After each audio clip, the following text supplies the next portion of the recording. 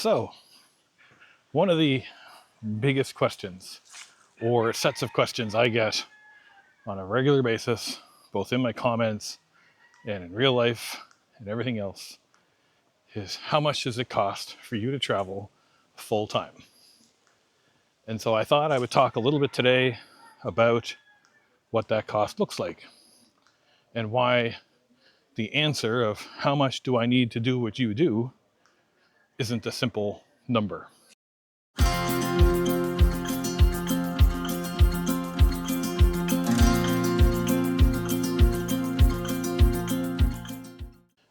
So for me personally, if you've watched my previous couple of videos on budget and how I do this and why I'm doing all of this sort of stuff. Morning. One of the things you have to understand is that, first of all, it's not difficult. And secondly, it does not cost as much as you think it does. 18 months prior to my departure, I decided I needed to do two things. I needed to pay off any debts that I had, and I needed to save money. And so I came up with a plan, and I'm not going to go through the whole process again because it's already been talked about a couple times now. You can go see those other videos for that. I went from having about 10 to 15,000 in credit card debts and zero savings to zero in credit card debt and about 25 to 30,000 Canadian in savings. So we're talking Canadian dollars here. So if you want to figure that out for US dollars, it's about 3/4. So 20 grand Canadian, about 15,000 US. On top of that, I also had a car that was 7 years old by that time and decided, well, I don't need a car anymore. I'm going to be traveling full time. So I sold that too. And so I left Canada with about around $30,000 Canadian in total savings. I do not have any investments or crypto accounts or an RRSP or properties or any of that sort of stuff. I left with what was in my bank account, and that was it. And so for me personally, it was just a matter of, well, let's just plan this better. And so I kind of come up with an idea of how much I wanted to try and spend per day. In Mexico, that price was about $40 US. And that would be including any transportation costs, any place to stay, and food costs, be it groceries if I'm cooking for myself, or if I'm going out to restaurants or attractions or whatever. The average would be $40 per day. And I did a really good job with that. I found out quite surprisingly that that number was very easy to stay under most days, unless I was doing some big event or going to some big attraction or, something like that. But that generally didn't happen that much. So I calculated, well, I'm going to be in Mexico for, let's say, 4 months, which is 120 days. And 120 days times $40 a day is about $4,800 for 4 months in Mexico. That worked out. It was less than that. If you are willing to travel in a way that isn't flashy, isn't, 4-star hotels the whole way, and not using tourist shuttles and airplanes and all that sort of stuff to travel, it's very easily attainable. I'll put some numbers here on the screen to give you an idea of the average price I was paying per night for a place to stay. These are in US dollars. And you can see that at the end of the day, I had plenty of money left over for food.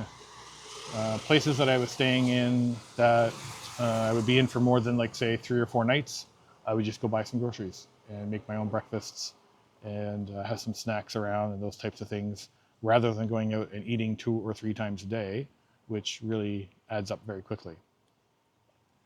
Most places I book either have a kitchen or an access to a kitchen. that I can use. So the reason why I said at the very beginning of this is why the answer isn't a simple number is because it depends on you. It depends on where you want to go, it depends on the kind of travel you want to do, and it depends on how long you want to go for. If you're traveling for only a couple of weeks and you got lots of money, go crazy. Spend whatever you want, have a great time, understanding that it's only 2 weeks. If you want to travel longer, you can't do that. You need to come up with a plan. You need to map out a rough idea of where you want to go and what that might look like, and do some research on places to stay and what those prices look like, and see if they have a local number to contact so that you can reach out to them directly and get a bit of a better rate. And that just takes some Google research. You know, spend some time. I have found information on places to stay everywhere from Facebook, which I don't use anymore, to forums on Reddit, on other travel sites, from personal blogs that people post into, wherever I can. And then, you know, obviously I don't look at and say, okay, well, this one person recommended something, so it must be great. Well, I'll look and see if that place gets recommended elsewhere. And then if it does, then I look at the price and then see if that all kind of lines up. So it's not, you know, it's not some magic. It's not some complex math equation where you're going to have to do, you know, constant information every day. Just come up with a rough estimate of what you want to spend and stick to it. That $40 a day US, for example, in Mexico, by the time I got to Guatemala, I was spending about 60%, 60 to 65% of that per day on average, including a place to stay, including food. Guatemala was a place where it was actually pretty much cheaper just to go out and eat, for the most part, than it was to stay at home with groceries. When I first got to Guatemala in Flores, I stayed in a homestay for a week, and I got groceries, and you know, that was fine. Flores was a bit of a touristy spot, so things were a little bit more expensive food-wise. So it was still cheaper to just get some groceries and cook at home for breakfast and things. So I would make, like, you know, egg scrambles with some vegetables and ham and cheese, and make some coffee, and that'd be good. You know, it'd be good till dinner time. And then each supper I would go and get something to eat, maybe locally. But as I progressed through Guatemala, I found that prices on food at restaurants and at, you know, street stalls and those types of things, it was basically the same as cooking at home. And so I just ended up just eating out a lot of the time. The budget worked out that way, and it was great. In the end of it all, that's really my advice in this little video, is that it comes down to what you want to do and how you want to do it. I would say that if you want to travel for 12 months, and if you can figure out a way to save about, you know, the equivalent of $40 a day, you can travel very, very comfortably for a year. So that works out to $12, $13, $14,000 US, whatever it is. You can travel very comfortably for 12 months, no problem. If you want to work along the way, lots of people are doing that. There are tons and tons and tons of digital nomads, remote workers, people from all over the world in almost every place that I've been. I've met people who are working remotely, and they're doing great. You know, they are supplementing their income. They are able to travel full time. They are working, you know, part time or full time or whatever. Some people are very fortunate that they have, you know, investments, or they struck it rich with Bitcoin or something like that, and they're just, you know, living the dream sort of thing. That's not me. That's not. I mean, it'd be great. Someone wants to donate me some Bitcoin, you go right ahead. Donation links in below. But that's not what I'm doing. I'm doing this, you know, with my own money, on my own accord, and with my own resources. I'm not depending on anybody else. So people say to me, "Oh, well, what are you going to do when the money runs out?" Or, you know, when the time comes, you got to go home because you're broke. Well, this is as much a travel trip for me as it is as an investment in me. Obviously, with this YouTube channel, I am trying to make it into a full-time thing where I can continue to provide you with vlogs and travel guides and all kinds of information about my experiences from my perspective. And hopefully it'll continue to grow and then I can make enough from YouTube and other sources of income that come along with that to maintain this. And I'm not looking to live a fancy, lush lifestyle in 4-star hotels. I just want to be able to continue traveling and seeing the world and exploring it. So I'm going to put a final breakdown here on the screen on a per country basis. Mexico is very difficult to say on a per country basis because it is such a large country and the costs do vary from place to place. Baja California was more expensive than the rest of the country. I think that's just a combination of it being a bit more remote and a bit more sort of off the beaten path for a lot of backpackers. So there's not as much infrastructure for places to stay. There's not a lot of hostels or cheap places. But I did find some really good deals along that way. And again, you can check out some of those hotel shorts to get an idea of what those costs looked like. But Belize, Guatemala, El Salvador, I can show you those, what those cost roughly, on a per day basis. And I'll put those up here on the screen at the end so you can have a look through that. The United States, again, as I said earlier, I wouldn't really recommend traveling there right now. Beyond the costs, I'd say that the US is generally going through some growing pains right now, is the best way to put it. And I think that there's a lot of factors to avoiding the US at the moment. That's just a personal opinion. I don't need to hear from people telling me that, oh, this or that is the best thing ever, or I'm wrong, or oh, Canada sucks. I don't care. You can say what you want. But from my personal opinion, I would not travel to the US right now. Beyond the cost of everything, it's just not worth it. And there's so many other great places in the world to go and explore. Places that your money goes much farther. The people are far more appreciative of your visiting, and you'll have a better time. You'll get to see some other parts of the world that maybe you thought you wouldn't. As you watch my video series from El Salvador, which is a country that's in the news a lot lately for various reasons, but it's been a magical place. It's been amazing. It's been very friendly. It's relatively inexpensive to travel, even though they're using the US dollar as their official currency. I do think that probably pushes the price up a little bit in some cases, but overall, an amazing experience. And most people would never think to travel there. And I would say if I had to choose between the US and El Salvador right now, it would be a no-brainer. I would just say, yeah, El Salvador, absolutely, 100%. Santa Ana was amazing. El Zonte was amazing. Ruta de las Flores, even the capital city blew me away. Suchitoto was amazing. It really impressed me. And I think that people need to look beyond the regular and think about where else can they go. So I'll be doing a couple more videos after this one on a couple of specific topics. One is around places to stay, and the other one will be around how to get around. And these will also have links back to my own website, which will have resources and lists of places that I stayed at and feel comfortable recommending. There will also be a few places I'd recommend you avoid that I had not great experiences with, that maybe I didn't do video reviews for, but feel it's important to share those too. I don't want everybody to think that every place that I've stayed at has been magical and wonderful. I've had some bad experiences, and I want to make sure that people see those as well. Some resources for traveling, because as you travel farther south, it can be really tricky to kind of figure out how to get from A to B or whatever. So I'm going to be compiling a video and a list on my website of how I got from place A to place B throughout my travels, be it local buses, colectivos, if I used a tourist shuttle, and then the various resources that I used to find my way around. I think that kind of stuff can be really helpful to people, especially if they're passing through the same areas.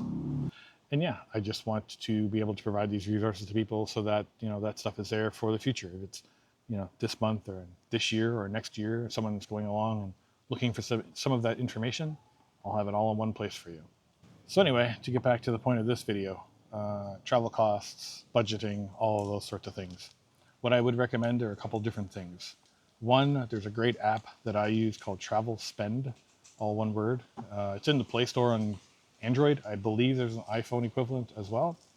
It's really good for tracking your daily expenses. I'll put a screenshot of it here to kind of show you what it looks like.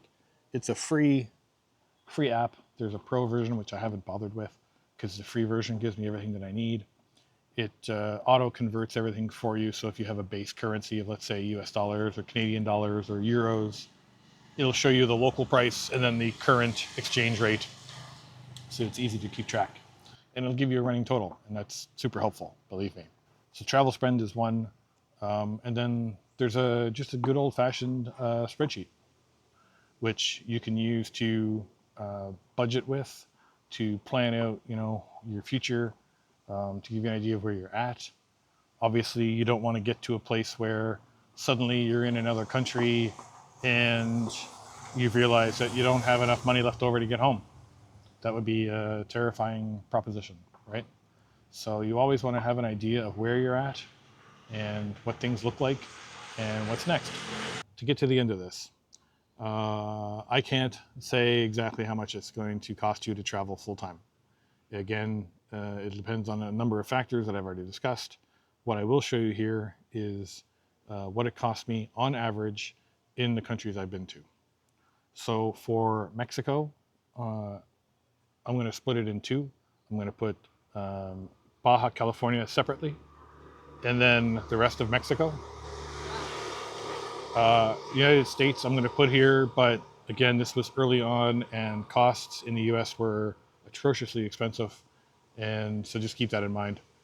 And I'm also going to put on the screen here Belize, what I spent on average, with the one caveat that hotels in Belize City are very expensive. Even the hostels in Belize City were $40 to $50 a night or something like that, US. I don't know why that is, because I didn't find the same thing in other parts of Belize. But anyway, I'm going to put that as a note here at the bottom. I'm going to put this as an average, and then I'll put, the Belize City amount at the bottom of that. Guatemala is easy. It was very affordable no matter where you went. I traveled throughout the country. I went to touristy spots. I went to non-touristy spots. I made 12 or 13 stops through the country. Granted, 3 of them were around Lake Atitlan. But overall, it was a very affordable country with very affordable prices. And I'll put that on the screen here now so you can see that. And then El Salvador. Again, I found it very affordable overall. A bit different in terms of pricing from place to place, but as an average, this is kind of what it cost me sort of on a per day basis. So that's all I've really got for now. I hope this video was of some use and gave you some ideas and some guidelines to work from. A couple of different things I'll mention at the end of this, of course, is one, I have much more information on my own website in terms of costs and what things looked like on a per country basis.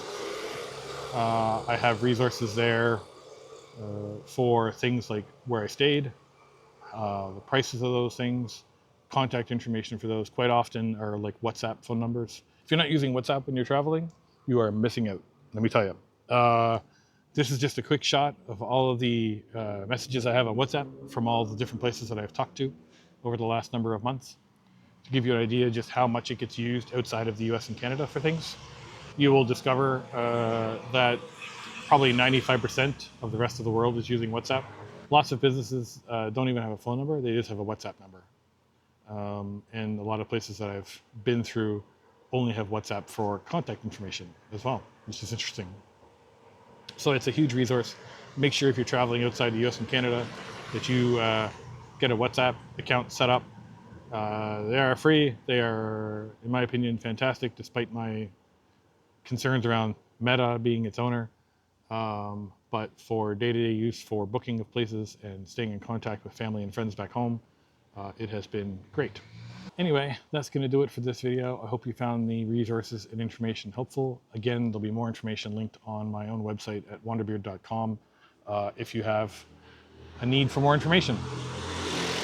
I'll be posting, as I mentioned earlier, hotels, contact information for those, And I may expand on some of the budgeting tips and other things that I've talked about today. Please leave a like or a comment below if you found this video useful. I always appreciate that. And if you have other questions, I can certainly try and follow up with them in the comments. If there are other topics like this you'd like to hear me speak more about, if you want me to do a deeper dive on specific countries, for example, let me know. If you'd like to support me further, there's a couple different ways you can do that. So none of the information that I'm providing in this video, none of the links that I'm providing you, none of those are sponsored. I don't have any kind of referral program or anything like that set up at all. So I'm just doing this all out of pocket. So if you want to support me further, you can do that a few different ways.